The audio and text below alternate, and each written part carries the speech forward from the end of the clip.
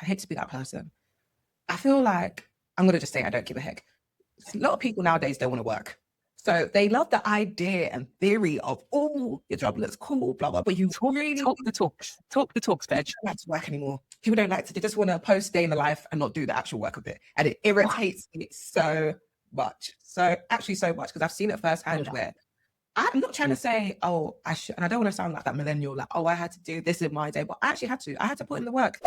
Hello, Pej. How are you? I'm okay. I'm alive. I'm well. So I'm good. I am so excited to have you on. Welcome to Pivots&Paydays. When we first met, right, you told me a little bit about like your journey, and my immediate sense from you was this girl is so self-assured, and I was genuinely so impressed. Then we said that we were going to do this, right? We were going to have this conversation on Pivots&Paydays. So obviously I go away and I do my research, and I didn't think that I could be any more impressed with you. But here we are. Everything that I found out as I was going down this rabbit hole, your journey, the community that you've created, the brand you've worked with, the projects you've executed, I was like, I didn't think I could be more impressed, but here we are. So first of all, just shout out to you and everything that you've done. You really now set the bar really high, because I don't even know what to say. I really appreciate that. That was a very 10 out of 10, honestly. That impressed me. I don't know what to say, but thank you. I really appreciate it. The only thing I can say is all glory to God, because I couldn't have done anything in my career, anything in my life without God.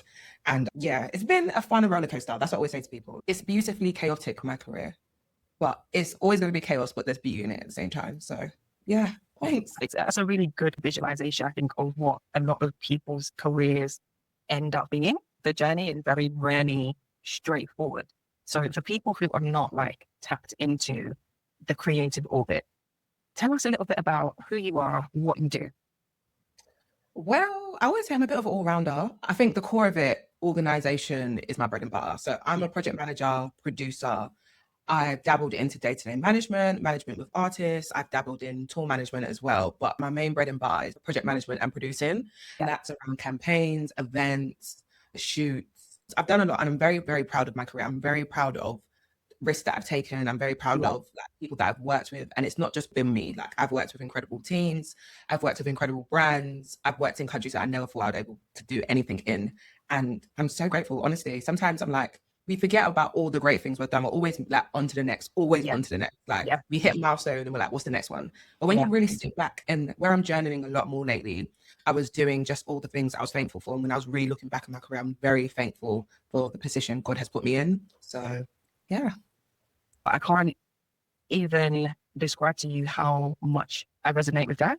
The entire kind of, you achieve one milestone and immediately it's like on to the next. I struggle with that actually so much. And I didn't even realize that I was struggling with it. And it's not until you kind of pause and do that reflection piece that you're like, oh, actually, I've done a lot. There's a whole amalgamation of experiences, and all of these experiences that I've had are actually feeding into something. Do you know what I mean? And it's so easy to feel like you're starting from scratch every single time, and you need to chase and run and go to the next thing in order to feel like you're doing anything. I definitely resonate with that. And I was laughing with a friend of mine. Remember when it was like a thing where everyone wanted to have like 20 million titles underneath their name? Everyone wanted a side hustle. Yes. When I first started out my career, I was gagging for a side hustle.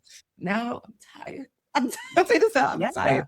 I'm across multiple things. And it's so interesting because, like we said, we're always trying to strive for something more. Like, will we ever be satisfied? That's why I always think to myself, like, will I ever be? And even down to like, when you hit milestones of money, you're always going to be like, I want more money. That's why I'm always, again, people can do whatever they want. But that's why I always think about when it comes to like, when people get plastic surgery, do people ever get satisfied? You're always, and you're always going to find. And that's one thing I pray to God about. I look for moments of being content, because I was saying to another friend of mine that sometimes I get upset with God, because I'm just like, why did you allow me to dream so big?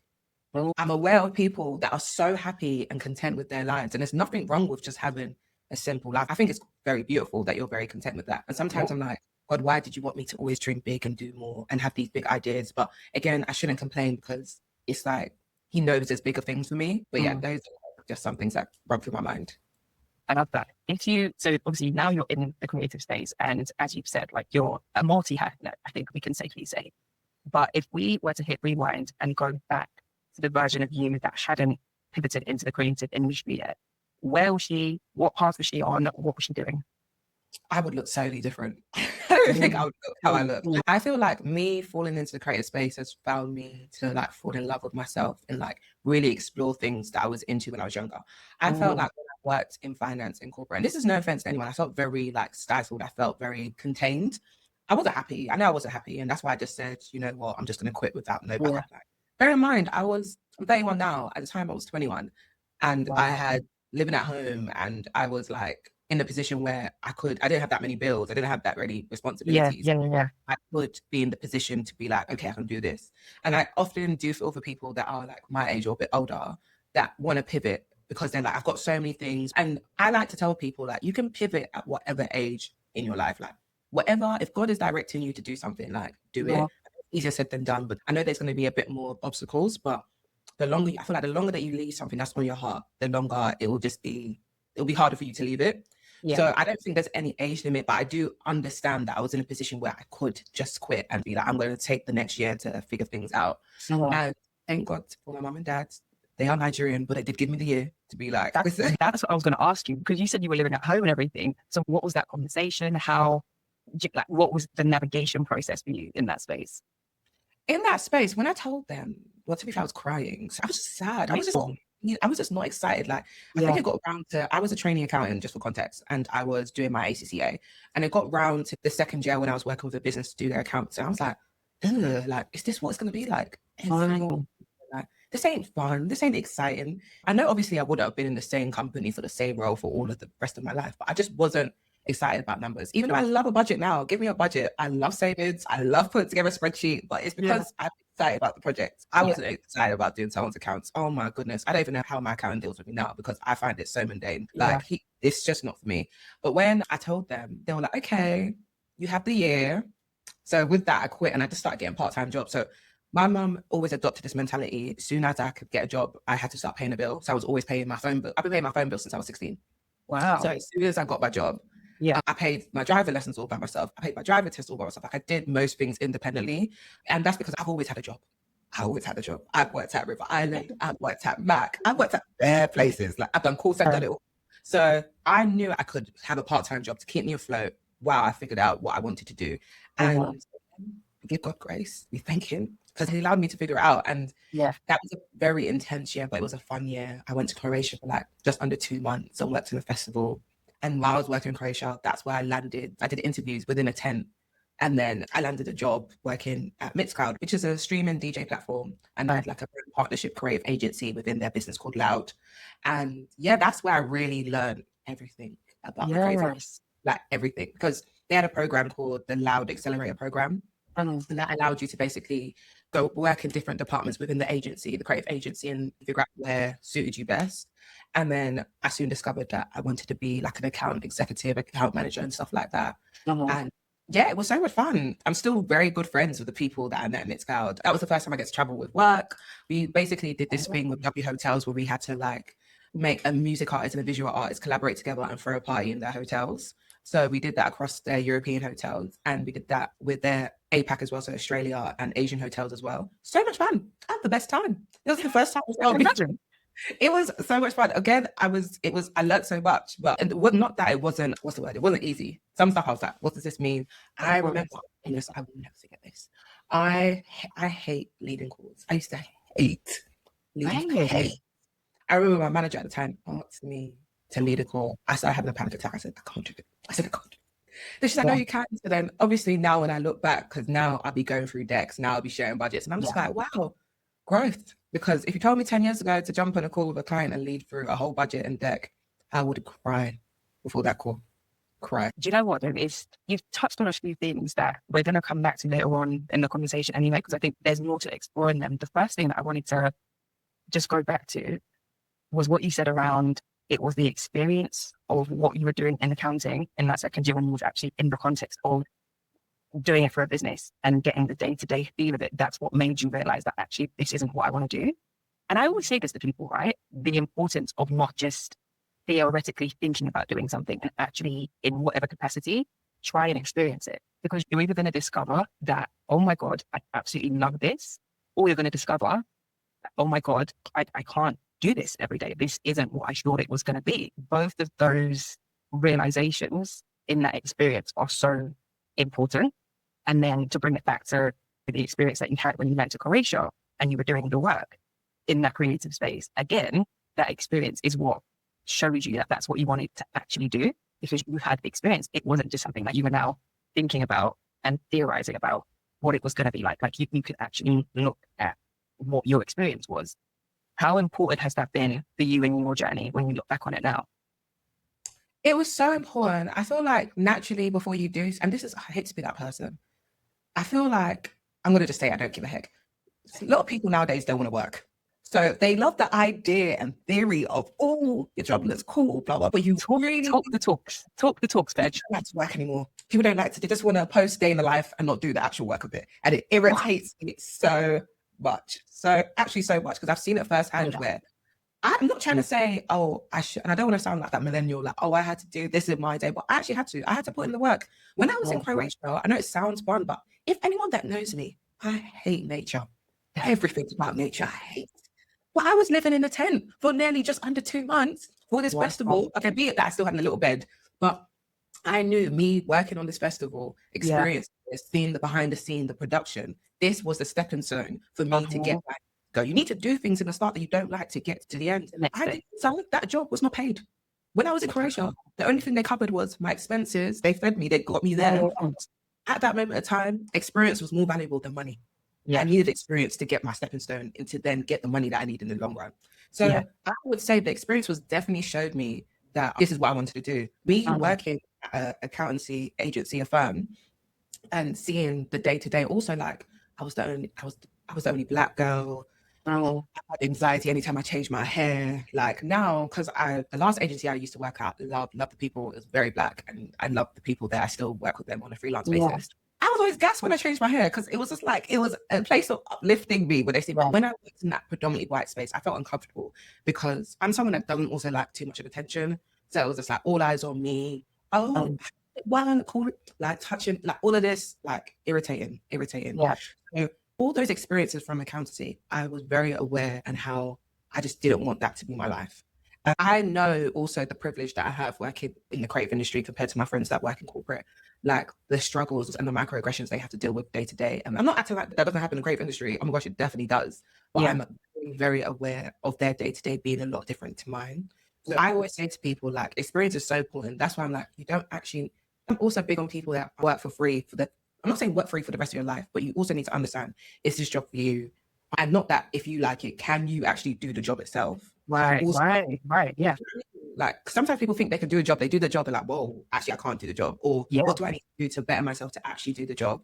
And also with experience, I just think experience is so important. So that's why I really value people that come to me. If someone's comes to me and asks me for work, I always try and find a way to like get them paid and stuff like that. But I also option like, listen, there's no budget, but by all means, if you still want to work and gain experience, I'm happy to bring you on as a production assistant. And there's majority of the times I get people that are like, yeah, I'm down. And other people are like, oh, I'm only accepting paid work. That's cool, but what, like, I'm always just like, are you just doing it to get paid work, or are you actually trying to use it as a stepping stone? Even last year, I did unpaid work because I wanted to do more shoots.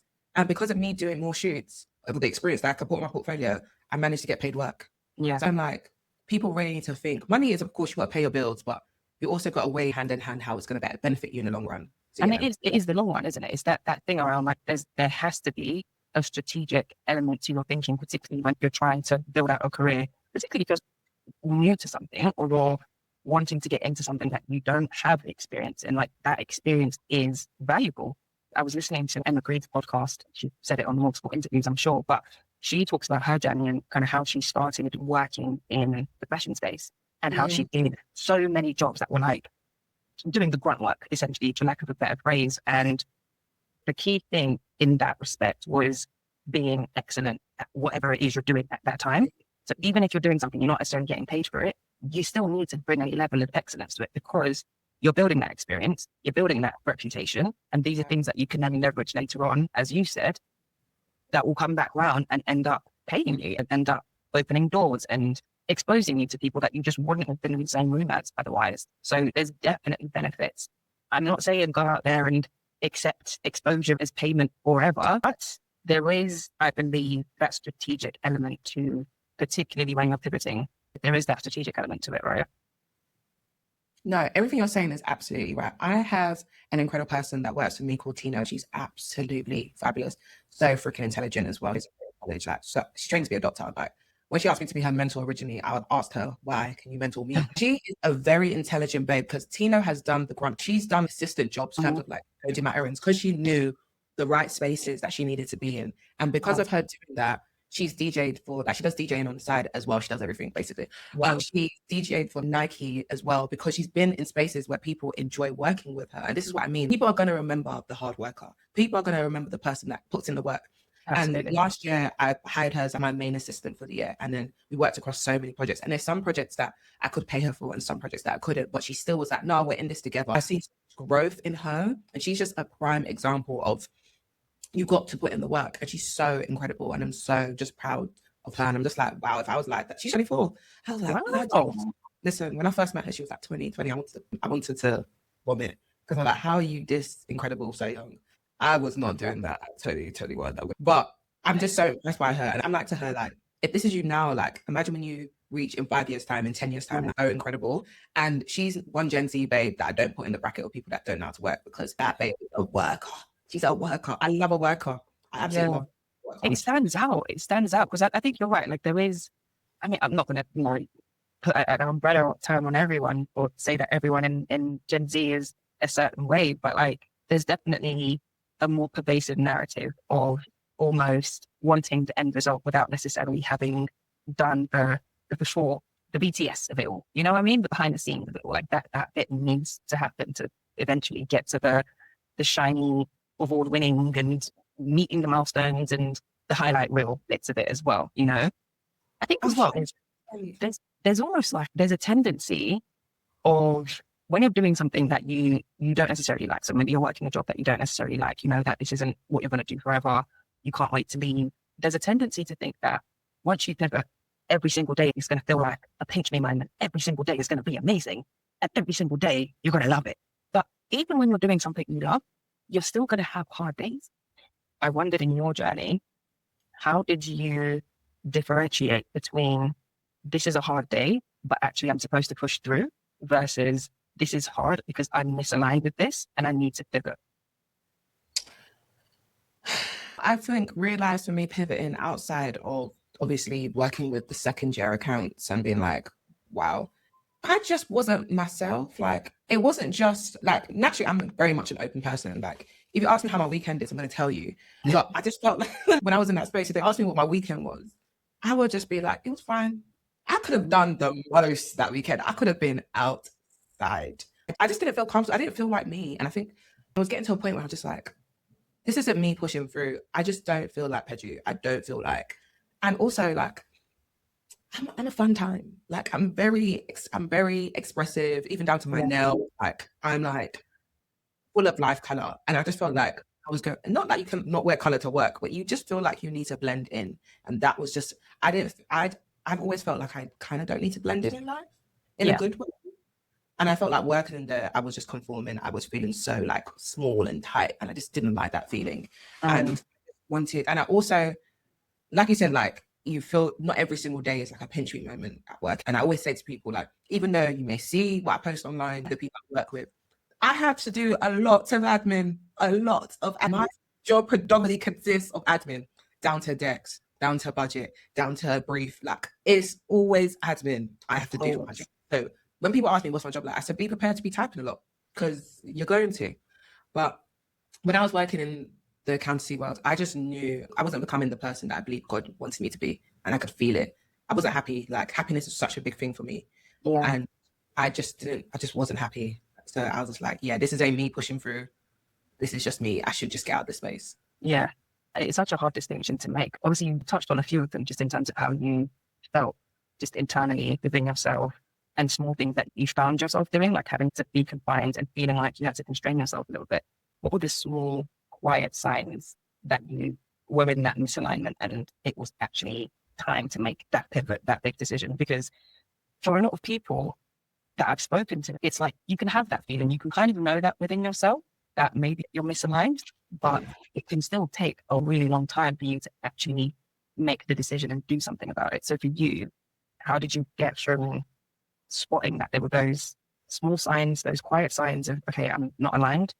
And how did you get to, okay, it's actually time, I need to change something here? My small signs, I know that sounds silly. How can my highlight of the day be lunch? I was gagging just to be, I can't wait for my lunch break. I can't wait for a bit of me time. I can't wait. Like, that shouldn't be life. That shouldn't be. Even in the midst, sometimes when I'm on an intense job now, I forget to eat, but that's not a good thing either. But I'm just like so in the motion of working, so of like, I need to get this done. I forget to eat. When I was working there, I'll be counting down like, is it the 12:30 yet? Is it this? And then when lunch is done, you're not even waiting for the end of the day. You're waiting for you to go on your little afternoon walk to go and get a little snack. And then you're like, afternoon walk is becoming like a famous thing. So many people have described this. I didn't realize it was such a pervasive thing. But yeah, the afternoon walk. Yeah. Yeah. And it's just like, let me have that. So it'd be like, cool. The morning is the longest period because it's like, 9 till 12:30. Then you do your lunch 12:30 to 1:30. Then you're like, cool, come back to my desk. I can even do it. Sometimes you can even finesse because someone's not really looking at you too tough. So you come back at 2. And then you could be like, you've got a whole system. Do a little walk between 3:30, 4. Then you come back for like 15, 20 minutes, 4:30 to 6. And then push. And then before you're even really and truly, you should stop working 15 minutes before the end of the day. That's when you do your last toilet break. That's when you're like, slowly dragging your things in. When that time hits, I'm by the lift. That's how I break down my days. And that's where I find joy in my day. That's not normal. Wow. That's not okay. I want to be living like, oh my goodness, I can't believe time is flying by. Oh my goodness. Right. So doing something that actually takes you to that flow state where you even forget that time is moving. You kind of forget the schedule because you're so into what you're doing. Exactly. Yeah. That's a good way to articulate it, because it's not necessarily just like one small thing. It's the things that become so normal that you might even stop noticing it. The only times I tell myself off now is like if I haven't eaten all day, I'm like, oh my goodness, you need to eat. Yeah. And if I'm having, I know it's not normal, but if I'm having lunch at 3 and 4, I know I've been working. If I'm having it at 12 or 12:31, I've been gagging for that lunchtime. So give it to me. Yeah. Tell me about your decision-making process to make sure we give the listeners a practical framework if they're in a similar situation and they're noticing that their day maybe doesn't actually feel like how they want their day to feel like. They're not actually given something that feels fulfilling, that allows them to get to that flow state and they're in that misalignment. Practically speaking, what does decision-making look like for you in that sense? Or what did decision-making look like for you to get you to make the decision to actually pivot? Decision-making for me was just like, I would say the things that I thought about a lot was, how do I actually feel working at this job? What are my goals with this job if I stayed there? Yeah. Why did I take the job in the first place? My main reason of me taking that job, I never wanted to be an accountant, but I studied at uni. I didn't necessarily want to go to uni, but I went to uni because I'm Nigerian and it's like the thing to do when your parents are telling you to go to uni. But I never really knew what I wanted to do when I went to uni. I just did the whole thing, like in the whole Nigerian culture, you either work in finance or you're a doctor. I went the finance route because Lord knows I can't be a doctor. But when I really asked myself those questions, they weren't for the right reasons at all. I didn't want to do this job in the first place. I was just doing it mainly for my parents. 2, I was not happy. 3, I was also doing a qualification of ACCA at that moment of time. And I didn't enjoy studying at that time. I just got uni. It was an intense year, to be honest, because first year of uni, I took it too seriously. Got a first. I didn't even. Second year, joking. And the thing is, it actually doesn't matter. I was saying this to my mum the other day. We were both saying qualification nowadays kind of mean nothing in my field. It depends on if you're trying to be a doctor, of course you need a qualification. But I feel like certain jobs nowadays, they just want experience more than anything. And and I was saying to my mum the other day, I was like, I kind of wish I went down the apprenticeship route because someone would have paid for it. I would have got a qualification. I would have got experience. Yeah. But you live and you learn, innit? You can't change the past. So I think certain routes were definitely, particularly when we were in that decision-making phase, certain routes were popularized and certain routes just weren't, maybe they weren't as established or they just weren't as, we didn't really get all the information about all of the routes. Because I think a lot of us would have probably chosen a little bit differently if they were presented in an even field, I feel like I never even looked at apprenticeship. I didn't even regard it. I just said uni well, that's it. And it's very interesting because my niece just turned 18 last week. And obviously it's in a generation where they're exposed to more, they can do more research from themselves. And like, she doesn't want to go straight into work. And I know there was people in our age that did that route as well. But I think it's more now you would see people not go to uni. And because that student loan, crazy. Like, when you actually think about it, my brother's generation had the $3,000 a year. I was the generation with $9,000. So it's actually crazy. And no one has ever asked me what I've got with my uni degree since I was working in finance. Not a soul. I could tell someone I got 3 A stars at A level. No, I didn't. I could say I got a first class. No, I didn't. I got a 2-1. And it actually doesn't matter. Like, who's going to check it? This is why I get so doing that. Who is actually going to do Inspector Gadget and figure out I'm lying? No one. This is what I mean. Like, that's like actually frustrating me when I really think about it. And that's why I was like, I don't want to continue studying. Like, when I was doing ACCA. So I was just like, I need to take the risk. When I handed in my notice, I had 3 months notice period. Thought it was a bit wicked because they let me go after the first month. That's quite a long time because in your role still, 3 months, you would think I was a CEO. 3 months was a long time. I was like, when it got to this, I was so not serious person. When it got to the 3rd month, because they know I'm leaving, so they're taking me off all the accounts. So I'm just coming into work doing the most mundane tasks. I didn't give a heck anymore. My final month was just me having I had 2 screens. One screen was playing the Breakfast Club, and the other screen was doing the admin that they wanted me to do. I didn't care anymore. I did not care. I was like, you know what? I don't care. I'm not staying in this field. I'm not staying here. I was done. They could tell I was done. I was hoping they'll be like, you go, we'll still pay you for the 3 months. So they said you're going to work every single day. I was like, okay, say less. When you get to that point, when you're like done, I get it. It's hard to keep shoving up in the same way. So yeah, I get it. 3 months. That's a quarter of a year. It's a quarter. Quarter. Yeah, it's the quarter of the year. So I'm not and so it's a while. It's a while. Specifically within that 3 month stage, you had it in your notice. You know that you're leaving. Did you know at the time like what you wanted to go into? I knew the way I rationalized the job that I have now. I was the babe growing up that loved to organize stuff. My house was the house like my house was basically before my primary school had breakfast club. Yeah. My house was breakfast club. So all the parents would drop the kids to my house. I don't know how my mom did it. My mom's actually incredible. She'll drop all the kids would come to my house in the morning and there'll be breakfast ready for them. And because my house was right next to my primary school, we'd all walk down to my primary school as a group together when the parents had to drop their kids off earlier than they needed to with that school run. So I already saw organization like that. I loved organizing stuff at my house. I used to have parties. I used to say this like it was just in me. And I was like, oh, maybe I can make that a career. And I did. I love when dots connect in that way and you can only see it when you're looking backwards. But when you were in that, so you're handed in your notice, you're about to leave, even if you didn't necessarily know at that point that, okay, this is what I'm going into specifically, what were the non-negotiables? Like, what did the next thing absolutely have to have? So what paydays were you looking for from that pivot?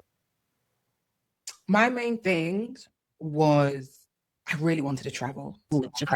And I think God is just a great God because the amount of traveling I've done for my career has been crazy. But I knew that was like something I wanted to do. And I also said I never wanted 1 week to be the same.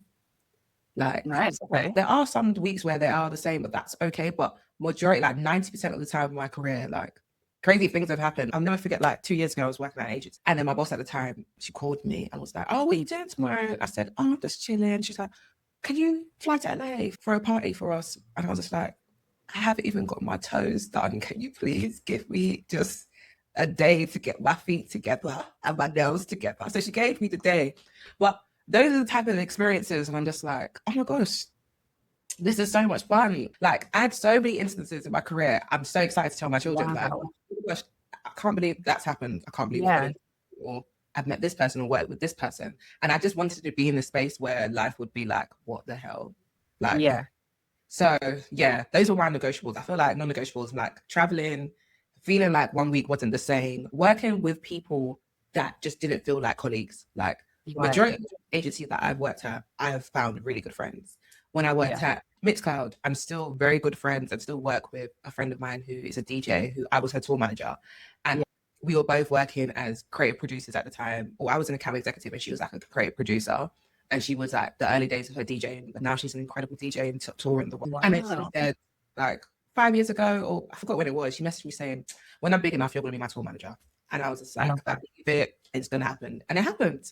And God is great. So proud of her. And she's my friend. Like, we've gone on holidays. When I was working at an agency, I'm still good friends with the girls that was an all-female agency. Learned so much working there. Then when I worked at Metallic Agency, that's like where I really met. I feel like that's where I really came into my own. It's so good to be with people that are like, you're excited to go to work. Like we all used to be like, you know what I mean? Like when I used to see, I would laugh, like hearty laughs, not fake, not those real laughs I'll be doing in the workplace. And like I said, I'll be gassed to show people my new hairstyle. And when I worked at Metallic, we did a lot of jobs in Nigeria because one of the founders is Nigerian. And she goes in Nigeria every Easter. And I'm working on it again. We give glory to God this year. And it allowed me to even get more in touch with my Nigerian side. Like I haven't been back in so long and really just feel comfortable to go to Nigeria by myself. Like, and love the space that I'm in, taking calls where I'm getting my hair braided and no one blinking eyelids because we've got work to do with culture. So yeah, I think one of them was that genuinely non-negotiable. Actually, you don't go to work for friends, but it made me soon realize you have to really enjoy the people you work with because you're with them like, well, basically more time than your family. But you got to like the people that you work with. So yeah, traveling, no week should feel the same, and made me realize that I need to work in a space where I really like people. So yeah. I really love that. Even the fact that you've been able to dissect it and get to those three things. Because I think when you're pivoting, right, it almost feels like unless you've got everything figured out before you take the leap, then you can't do it. It's too big, it's too scary. Like you don't have enough figured out. But I feel like sometimes you don't know exactly what you want to pivot into because there has to be that period of exploration. But you can become very clear about what you want that to feel like. You can get very clear about how you want your days to feel. You can get very clear about the kinds of relationships you want to have in the space that you're going to, and then use those things to get a clearer vision of the industry or the job that's going to give you those other paydays. And a lot of the time, it's got nothing to do with money. The list that you've just given me, it wasn't, oh, this is how much I want to earn. And I think that's sometimes where people start. And I think that can skew and make that decision-making process actually a little bit more difficult to figure out actually what does my next step look like, because you haven't thought about the more holistic, what do I want to feel like when I'm in that space, you know? No, definitely. And you know what's so interesting? The money will always come when you love something you do. The money will, let me tell you now, last year was the most money I've made in my whole career. Like the money will always, and God will always provide. That's what I know for a fact. And I know it's easier said than done. So that's why when I was searching for the job I wanted, I was working part-time. I was working like 5 jobs at that time. I was working at Printworks, which is that a venue that used to be in Surrey Keys in South. And then I learned a lot at Printworks because I asked them when I was doing bar work, can I see the behind the scenes of production and stuff like that? And they said, yeah. Like I say to people, like, I know it may not be the right route, but working jobs that kind of make sense. Like I was doing festivals where I was working as bars again, but I learned a lot about the festivals behind the scenes, about like drinks brands and all that type of stuff. It's important. Like I still work jobs that were benefiting me that I didn't even realize. And then when I saw it, I was like, wow, that actually was helpful. Yeah. I always knew the money would come. Like, I always knew that. That's what I knew in my heart of hearts. And like, even back then when I wasn't as close with God, I think it's because my mum has always had a mentality, money will always come to her. Yeah. No matter the season, no matter the situation, God will always provide. And I've always adopted that mentality, the same as my mum. So yeah, that's why it wasn't, because I obviously knew that I was taking a massive, pay cut by leaving finance and going into the creative industry and starting at the lowest role there could be. Like obviously it's not going to be, not going into it at first with money. I was seeking joy, I was seeking happiness, I was seeking to feel like myself. And eventually, by the grace of God, like the money came. So something that I've noticed, even just when you speak more in conversation that we've had outside of this, right? Something that is so prevalent is how much faith you move with, even when you have no idea what's coming next, even when you have no idea how things are going to connect, how those dots are going to connect. Like you move with so much faith. And I think that's incredible. First and foremost, tell me what your experience of navigating your career space in particular, but doing it from a place of faith. How has that helped you? Have there been times where it's been more difficult to move with that faith? And what's been your experience with that? Firstly, thank you. Because I've always said to people, well, as I've got older, I don't want people to really see me. I want you to see whatever works that's in my life. I want people to see that. That was all stem from God. Like, that's why I often pray to God about. I don't want people to see Peju. I want people to see light. I want them to see how God works in me and works through me. So I really do appreciate that. And girl, this has been a journey. I'm still on that journey with my faith this few days. As much as I can say it when I speak to people, because that's also, I'm not just saying it to them, I'm also reminding myself. And and that's why the power of the tongue is so important. Like, if you keep saying you're something, or if you're allowing people to keep telling you something, you're going to be that thing. But so speak a life into your whatever you're doing, and it will become that. I love that thing they had on TikTok. I've seen a video where this person is speaking to like 3 different trays of rice, speaking positivity into like a bowl of rice, like across a month, mediocre, like an average conversation. The one that you're talking nasty things, the way the mold, everything is formed around it. The one that you're speaking life into, why is it still thriving? So I often think about that. Like, I often think about all the time. Like, sometimes right now I'm even going through a season of like, well, it's in God's hands, and that's all I can do. I feel like I'm not like I don't have no days. I have no days. They do happen, but one thing I can't sit in it. And I often say this to people. I know it sounds a bit dark, a bit morbid. God forgive me. I've gone through things in life, and I'm always feel like if I didn't have my faith, if I didn't have God with me, I don't think I'll even be around. I feel like God just brings the light and positivity in me. So I'm always like, the closer you become my friend, the closer you are around me, you can't speak none of that negative talk around me, especially if you're talking about yourself. I will nip that right in the bud. I don't like that kind of stuff. Like, it does no favors. It doesn't get you anywhere. It doesn't make you feel good. And like, I know people always say, you wouldn't chat to your friend like that. So why are you chatting to yourself like that? So that's why I need to remind myself as well that speaking life is only going to get me to the right places. When I speak death, I'm still going to be in the position that I'm in, but sad. Why would I want to be sad? Why? Like, why would you want that? I can't be right. Absolutely. I said to my friend the other day, like, no one wants to be friends with Eeyore. No one wants to be friends with no one. So I don't know how Winnie the Pooh did it. Like, because Lord knows I couldn't. I can't. So yeah, that's how to remind myself. And also, I have an incredible Bible group of a bunch of incredible women that are in the creative industry, and we meet every month. We do Bible study, we pray over each other, and it's just a safe space. We've been doing it now for 2 years, and it's really taken my level of faith to and just beyond I could imagine. They're like my sisters and friends, and it's so funny. A couple of them in the group were just a simple hello and goodbye in the industry, but so lovely, never felt no type of way. But it was just like, oh my gosh, hi. Because we've drawn closer, prayed together, like pour into each other. It's just made my relationship with God and my faith like go beyond I could even imagine. So I really am thankful to all those women in that group. It's one thing, I think, to pivot into a new industry and to be navigating that for yourself. And when you're doing that, you're leveraging your experience, you're supporting people, you're taking up space. But I think it's another thing to pull that into creating a community where you're doing that for not just yourself, but now a group of women. And the experience that you have is now being leveraged by people in that community, because that's going to go so far beyond you and so far beyond what you can even imagine people are taking from that space. So talk to me about SoFly and why it mattered to create that community. SoFly was with my good friend Shakana. She's an incredible creative director, designer. She has her own brand called Sharkini, and she's trying to make streetwear sexy again, especially for the girls. So me and Shaq have always just been for the girls. Anyone that knows me, I'm such a girl's girl. And it's so funny because I always grew up with boys around me. I got 3 older brothers. For the longest, I was the only granddaughter on my mom's side. And I always wanted a sister growing up. But I feel like I found my sisters with my friends, because I have so many female friendships in the most beautiful way, and I love them down. But we wanted to make SoFly because we just felt like the creative industry was such a boys' club. Such a boys' club. I've had this sometimes. I just wanted a space where people could feel like they could support each other. And also, when I first started out in this industry, it was hard. I felt like it was a club of who you know. And it was also like, I've also seen the change how certain people act around me. I am somebody. I'm a child of God. Let me remember that. I was about to say I'm not somebody, but I am. But you can tell how people act with you when they realize, oh, you can get something from you. And when I was first in the industry, I didn't have that sort of favoritism. But now I realize that I do. So me and Shaq didn't want to do that. We didn't want to create a space where you needed to know anyone to get in. It just literally just wants to be a space for women that wanted to tap into the industry, also who wanted to have access to us and ask us questions at people, and also provide opportunities from within our own community as well, because we know incredible people that sometimes just need that helping hand on a shoot or want to provide advice. So we started doing workshops, we've done mixers, we've done a pub quiz night, we've done mentoring. We've taken a little bit of pause because life does happen.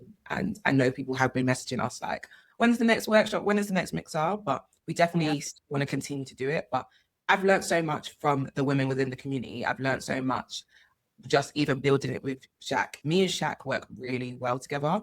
Love all my friends down, but it's also very interesting to sometimes you discover you don't have working relationships with people, and that's okay with friends. Like when you discover your working styles, you're like, oh, okay, we're not compatible. And that's okay. Me and Shaq are very compatible in the way that we work together. Like we're very similar. And like I'm more like the admin organization side and she's like the creative spirit. But we bounce off really well together. So we're able to grow something very beautiful and we still want to pour into it and put the love in it. And community is so important. Like, I know everyone says it and I know people say community is currency and it is. Like, you see so many of these like big brands grow, not because of the product, necessarily the best product in the world, but it's because of the community they formed. Like, it's a cult following and people want to be part of it. So yeah, I say community is everything. And it also just makes you feel, I think in a time where right now where people can feel quite lonely, people are really leaning into community groups, down to running clubs, down to paddle, down to all these different things. People are seeking like human connection. That's a very real thing. I think it's definitely a trend that we're seeing because, of course, we still have a lot of online communities and things like that. But I really love the fact that you said that you guys do in-person, in real life meetups. And I think you're right. People are craving that. And that community element, it does so much to what that journey feels like, you know, down to just being able to speak to someone else, get the experience that they've had, get them to talk you through it and just get a sense of who they are. Like it's those small things, those small interactions, I think that can make all of the difference. So yeah, I think it's incredible that you guys have been able to do that. And you probably don't even know how much people have taken from what you've already done. So I'm sure as and when you guys start things back up, yeah, I'm sure it will be more and more great. Thanks, girl. I really do appreciate that. Yeah, because it is our baby. It's like our little, that we've birthed together, put love, time, energy. And yeah, no, we work so fly to do so many great things. And like, we don't make money from it. We don't gain like monetary things from it. Like we actually lose money because we put all the money that anything that like incurs expense, we just cover it just because we want this to be a space for people. And like there's only probably been twice that we've charged people for it. And it's like the most is like £4. So like nothing crazy. We always just want to create as accessible to people as possible. So yeah. Do you know what came to mind as I was thinking about your journey? This is a little bit abstract, but following here. When you were in accountancy and you were thinking about getting into the creative space, from the outside looking in, those two things are on completely opposite sides of the spectrum. But on the other hand, it could be argued that actually math and numbers is the very core fundamentals of creativity, like down to the fact that we even see certain numeric sequences recurring in nature. Not to get into the Fibonacci sequence of it all, but it made me wonder how proximal did those two industries feel for you before you made that transition? Did it feel like it was going to be worlds away? Or have you actually found that now that you're in the space, there are things that you learn as an accountant that you get to kind of leverage as a bit of a secret weapon as you navigate this space and build this community? 150% there were transferable skills. Yeah. Like down to even my organization as an accountant, like down to spreadsheets, down to formulas, down to even just making the correct type of documents. It's so funny. The accountant that I used to work with at an agency, he was just like, we were talking one day, he's like, oh, that's why you're so good with budgets. And then, because one thing about me, I'm good with budgets. I don't know for a fact. Even when you were just talking about complementary skill sets that yourself and Shaq have, I'm like, like, how have you been able to leverage this specifically in this space? It's so interesting. When I used to apply for jobs, I never shied away that I came from different worlds and I don't have a degree. I used it as a secret weapon because I explained X, Y, and Z how, say, for instance, they were like, these are the requirements. I would think about, okay, cool. Because of this, when I was doing accountancy, I have all the knowledge in the world to do X, Y, and Z. Like I didn't shy away from anything. And I'm never shy away from saying where I come from because at the time I was like, oh, I hate it. But it actually has been beneficial in terms of a lot of things that I do. Again, it's just fortunate that I love admin. I love admin. I'm that babe in the friendship group.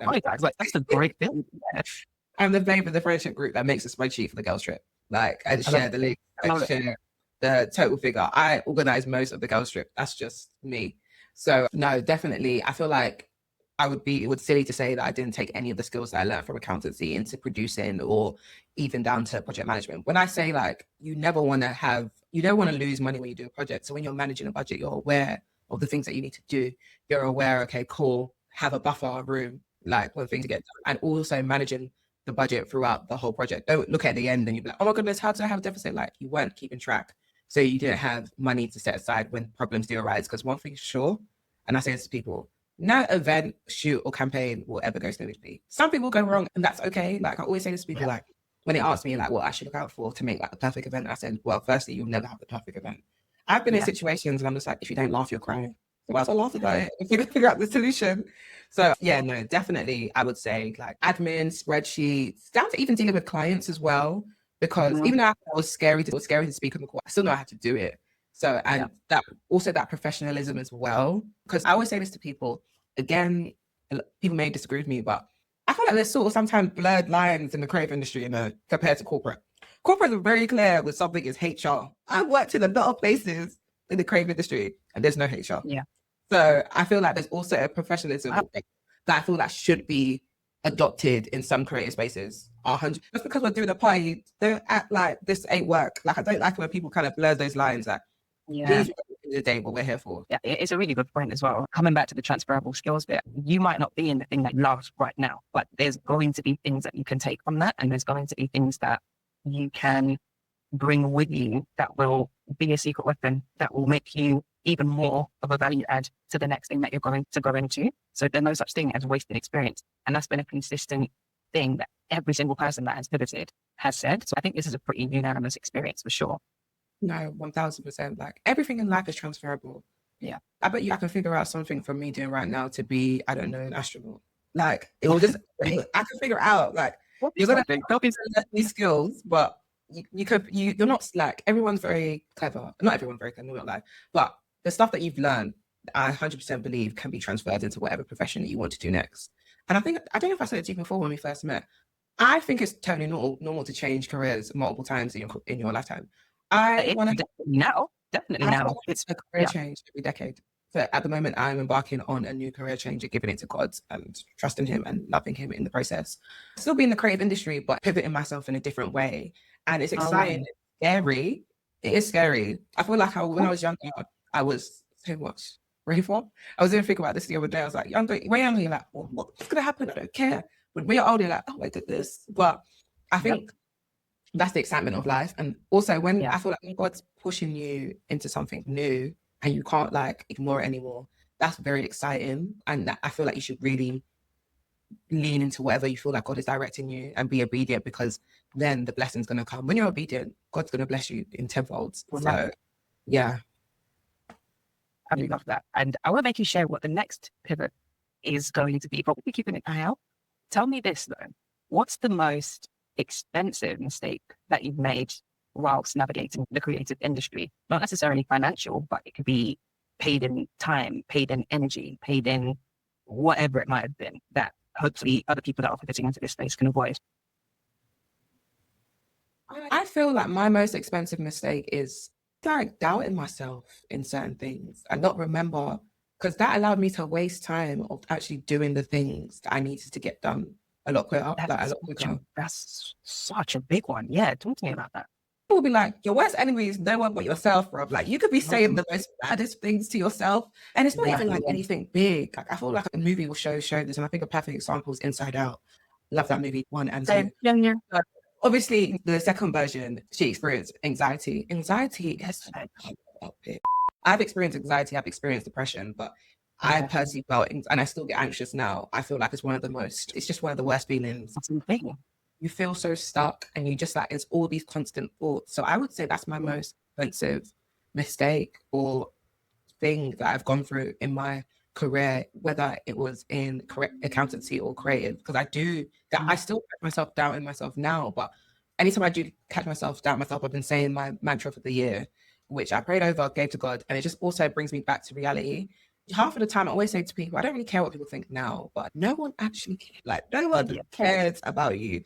They're more concerned about themselves. Like that's literally the reality of most things.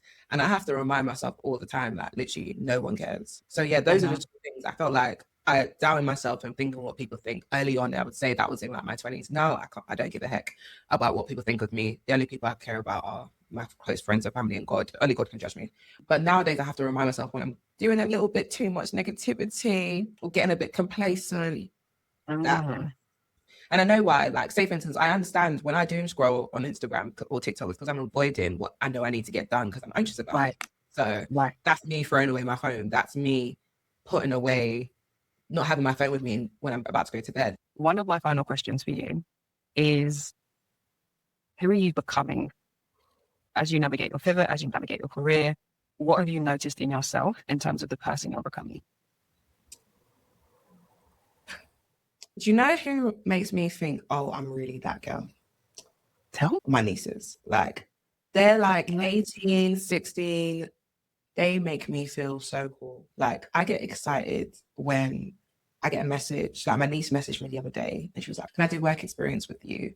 Or she messaged me, another niece of mine. But anytime I get their Christmas presents and I get it right, I've been getting it really right these past like years.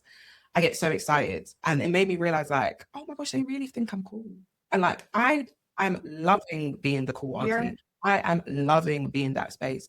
And I think I'm becoming the person that I prayed to become when I was younger. I feel like she's a lot more confident in herself. She's very, and if you know me, I feel like you've taken from this call, I'm not a serious person. I've never wanted to be a serious person. Like, one thing about me, I love to laugh. And that's why I just don't like being around negativity too much. I'm not saying don't shed your feelings and share how you feel, but it's like, this life is hard, you know, like it's hard. It's so hard. So like, I just feel like you have to find joy. You have to be silly. You have to make the day go by as nice as possible because there's going to be times where the enemy's going to try and knock you down. But I feel like I'm becoming the person that I really, when I was younger, I wanted to, because when I was younger, I used to watch stuff like Girlfriends. I used to watch stuff and I'm like, oh, they're so cool. Girlfriends really had a big impact on me. So did That's So Raven. So did Moesha, so did Half and Half. And it was all of these. I've always wanted to be like that cool black girl. That's always what I wanted to be like. Not just how I look, just how I feel about myself. As I'm saying this, I'm looking at my mood board for 2026 and I'm looking at things on it. And I'm just like, oh my gosh, it's so excited because I can't believe that's going to happen. It's already happened. And it's exciting. I feel like another thing that I really like, the woman that I'm becoming a God-fearing woman. I'm becoming someone that, like, I never thought I'd be in this position when it came to my relationship with God in a nice way. Like, I always used to be someone that used to be like, oh, I just went to God. I went to church because I had to go to church. But I'm really in the person that's like getting closer to God and like never shying away to talk about him as well. Because like the way God has got me through this life, oh my goodness. So yeah, I would say I'm becoming a woman that's going to still remain unserious because life is too serious. I'm becoming that cool and I'm enjoying to see. And I'm falling in love with myself. Like, I think that was my big thing. Like, I'm currently not in a relationship and I think there's a lot of stigma of single women and stuff like that. But I think the main thing about relationships as well is just like, you have to feel really comfortable within yourself. And I'm really comfortable. I know, obviously, I'm not trying to say I'm perfect, but I'm more and more every year goes by. I think this is what 30s feel like. I'm becoming comfortable with myself and I love it. So, oh my gosh, so like giving me chills, Pej. This is so exciting. Tell me for the next, obviously you just talked about your vision board and the things that are on it, and you don't have to share like all of the specifics of it, but what are big things you're really excited about over the next like year? Okay, I'm going to tell you mine because it's in 2 months and I have to tell people because I'm doing it. I'm doing a high rocks with my friend. I've always been someone that likes working out and What? I'm doing a high rocks. Yeah, literally straight after this call, I've got to go run 5K. So basically, I want to do a high rocks doubles and then I'm going to do a high rocks singles at the end of the year. I want to get really strong this year. One goal of mine, I know it sounds silly, I've always wanted to squash a small watermelon between my thighs. So I'm really trying. So random. That is so random, but like I love that it's so specific and I'm rooting for you. Yes. So that's really, if you see right now, I have high rocks on my thing. I have a girl doing lunges with holding a weight plate and up in the air. She's doing it. That's on one of them. I want to tell you another one that I just don't mind sharing as well. I want to learn how to play the drums. I keep saying it, but I really want to play the drums, learn a new skill. But the whole set, like the ones that really. But drumming is expensive. It's like £60 an hour. I had a job. Wow. Yeah. And that's like not with the instructor I'm looking. That's like across the board. It's like £60 an hour.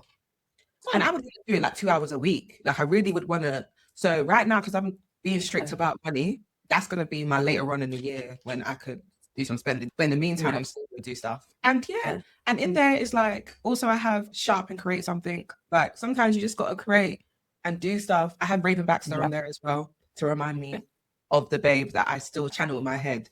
I have that just says, I just look so damn good. Yes, I need to remind myself every day how peng I am because I am. Yes. Like these are things that are for my, obviously I feel like I've said all unserious things, but there are like big things. I don't think they're unserious at all. Do you know, I think it's like what your year to look like is very much also like the things that put you in the mindset of like how you're trying to feel. So some of them are unserious, yes, but I know why they're there. Like, I know the headaches that they put in it.